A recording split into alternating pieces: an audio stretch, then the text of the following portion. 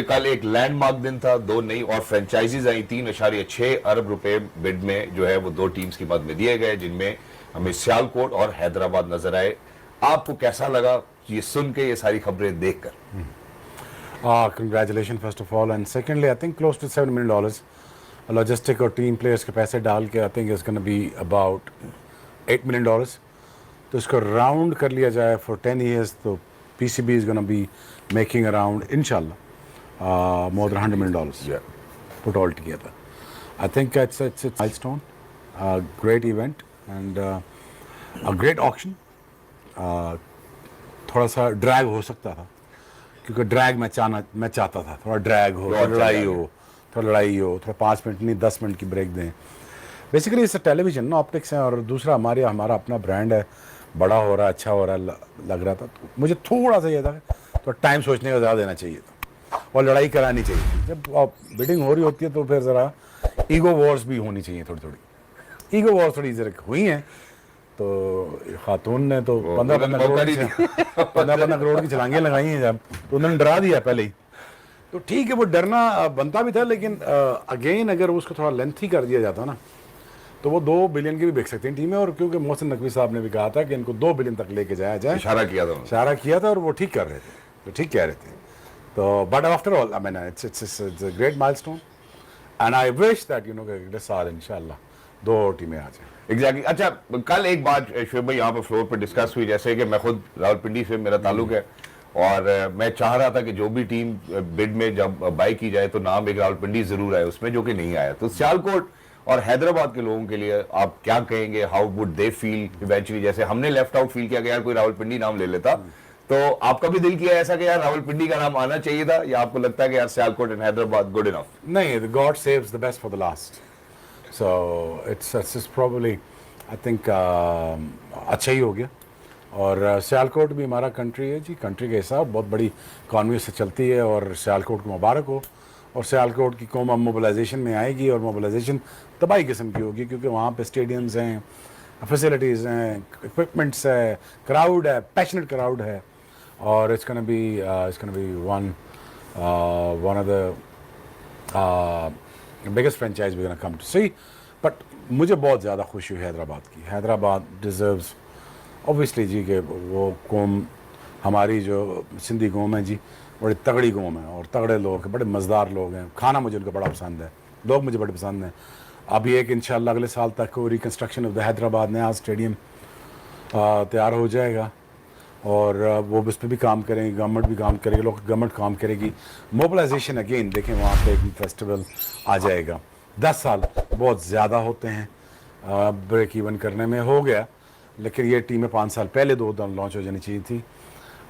ये मेरे ख्याल में अगर प्रोग्रेशन की तरफ जाया जाए, प्रोग्रेसिव थिंकिंग के साथ जाया जाए, तो 2 टीमें अगले साल नहीं तो उससे अगले साल लॉन्च करनी चाहिए, और ताकि पूरा कंट्री इंडल्ज हो जाए। और दूसरा, जो बाजीद ने बड़ी अच्छी बात की थी रिटेनर की, यार रहने दें, 5 बंदे रहने दें। लेकिन कुछ ओनर्स का ख्याल है ठीक है हमारे लिए एक ही काफ़ी है, हमारा कप्तान। मैं कहती ठीक है जी, आप ठीक कह रहे हैं। तो रिटेनर के ऊपर आई थिंक जो आपका बेस करता है, फैन बेस करते हैं, वो आई थिंक 5 से 7 होने चाहिए, वो 5 से 7 होने चाहिए। खैर, हम इसके ऊपर बाजिद भाई, मैडम सना की भी राय ले चुके हैं। अब जरा वापस बढ़ते, आज दूसरा T20 international Dambulla, Sri Lanka Pakistan versus Sri Lanka, जो कि सर्टली हमें पता है कि पहले T20 इंटरनेशनल का मैं पहले आपको एक रिकैप दे देता हूँ, the kind of performances that Pakistan has actually put up. It was Pakistan winning the toss and then making sure that they are going to put Sri Lanka to bat first करने। तो वो पड़े होते हैं ना कवर्स, वो प्लास्टिक वाले, स्लिप हो गए स्लिप हो गए। मैं कह यार स्लिप भी हो गई और मैच भी गई। तो बाद में आइस लगाई हुई है, तो मैं कप्तान का नाम ही ले सकता। तो फन फैक्ट इज अब मिल जाते पैसे, पूरे पैसे मिलते। तो जो नॉन प्लेइंग को भी तो मिलते, पहले तो बिल्कुल नहीं मिलता। नॉन प्लेइंग तो बेचारा यतीम होता था, लिफ्ट ही नहीं कराते थे, वो तो यतीम होता था। अब तो शायद नॉन प्लेइंग को भी कुछ मिलता है। तो क्या हाफ द मैच फीस और ऐसे ही कुछ? अच्छा अच्छा, एक और फन फैक्ट फिर मैं पूछ लूं। ये करें ना, लेकिन ये फिर लेकिन बात ये होनी चाहिए कि फिर फन फैक्ट सब सच्चाई से जवाब देंगे। बार से फन फैक्ट नहीं, कोई मतलब अंदर से बार से नहीं। अक्सर ये सेंटिमेंट अब पता नहीं शायद ये टीवी में बात करनी चाहिए नहीं करनी चाहिए, नहीं लेकिन करनी fun facts की बात जब डाउट आ जाए ना, देखिए डेली की बात करते हैं, जब डेली पे आ रहे हैं। डाउट हो जाए ना फिर नहीं डाउट नहीं है डेली पे आ रहे हैं, शायद ये बातें पहले भी हुई होंगी। अब जब हम फन की बात कर रहे हैं, शुएब भाई ने बोल ही दिया कि फन फैक्ट्स की बात करने हैं, तो ऐसा सुनने में आता है शुएब भाई के जी प्लेयर जो है डेली हम बचाते हैं।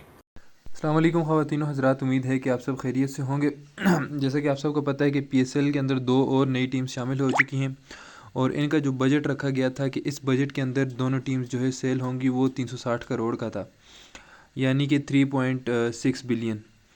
अब काफ़ी ज़्यादा जो है वो इस चीज़ पर कह रहे थे कि 100 करोड़ में जो है टीम्स बिक जाएंगी, लेकिन जो हैदराबाद है उसकी जो ऑक्शन गई है वो तकरीबन 175 करोड़ तक, और जो सियालकोट की टीम है उसकी ऑक्शन गई है उसकी ऑक्शन जो गई है वो 185 करोड़ तक। और सबसे बड़ी बात कि दोनों टीम्स को ओवरसीज़ पाकिस्तानी ने ख़रीदा है। अब जो है हैदराबाद के अंदर जो क्रिकेट स्टेडियम है उसकी भी रेनोवेशन का काम चल रहा है, और बाकी जो सियालकोट के अंदर क्रिकेट स्टेडियम है उसकी रेनोवेशन का काम भी, क्योंकि ऑब्वियस सी बात है कि दोनों टीम्स के जो फैंस हैं वो अपनी सिटीज़ में जो है मैचेस को देखना पसंद करेंगे और ईज़ भी उनके लिए होगी। और आई थिंक ये एक अच्छा जेस्चर है पाकिस्तान क्रिकेट की तरफ से कि एक तो पीएसएल की टीम ज़्यादा होगी, ज़्यादा प्लेयर्स बाहर से आएंगे, पाकिस्तान पर जो है ट्रस्ट डेवलप होगा और पाकिस्तान की क्रिकेट ख़ुद भी इम्प्रूव होगी। लाइक जो ओवरसीज़ ओवरसीज़ जो प्लेयर हैं उनका जो है एक ट्रस्ट डेवलप होगा। और दूसरी बात यह है कि भारतीय मीडिया तो शौक हुआ है कि पाकिस्तान के पास इतने पैसे किधर से आगे 360 करोड़ का बजट रख के, और इससे महंगी जो है वो ये दोनों की दोनों टीम्स बिक की।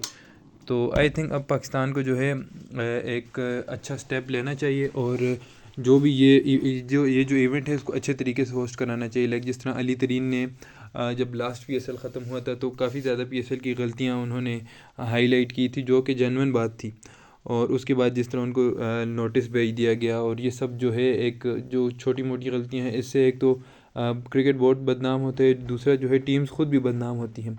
होप्स हो कि ये जो नई टीम्स हैं ये पहले सीज़न में ही जो है अच्छा परफॉर्म करें, और अगर फ़ाइनल ना भी जीतें लेकिन फ़ाइनल के करीब तो जाना चाहिए।